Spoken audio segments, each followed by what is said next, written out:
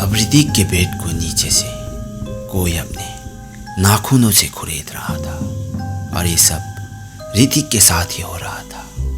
इसके आगे भी ऋतिक को अपने बेड के नीचे से एक लड़की का रोना सुनाई दिया था और उस आवाज़ को सुनने के बाद ऋतिक जोर से चिल्लाया।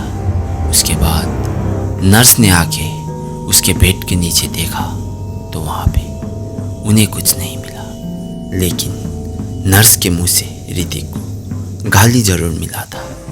इसीलिए ऋतिक चाह के भी इस बार चिल्ला नहीं पाया।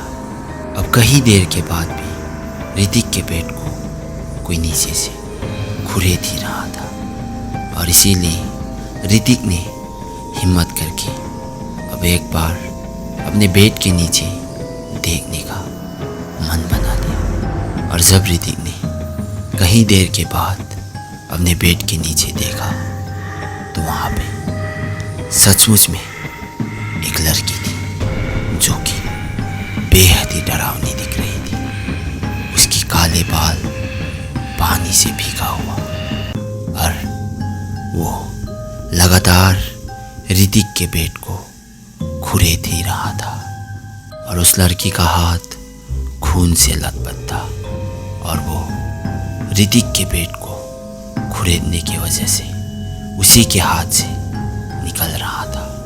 लेकिन ऋतिक ने देखा कि उस लड़की के चेहरे पे दर्द बिल्कुल नहीं था, बल्कि वो लड़की तो हंसे जा रहा था।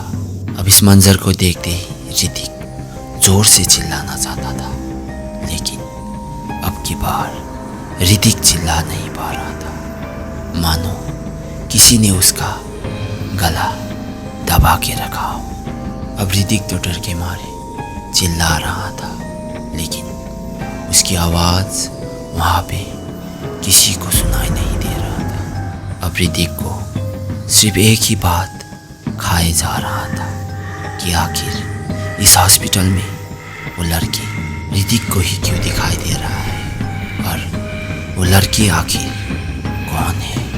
सो फ्रेंड्स, ये था आज की हॉरर स्टोरी। अगर आप लोग सचमुच में हॉरर स्टोरी का फ़ैन हो और आप लोग ऐसे कहानी रोज़ सुनते ही रहते हो तो हमारे इस चैनल के मिनी हॉरर स्टोरी को भी लाइक और सब्सक्राइब करना मत भूलिएगा। मिलते हैं अगले हॉरर स्टोरी में।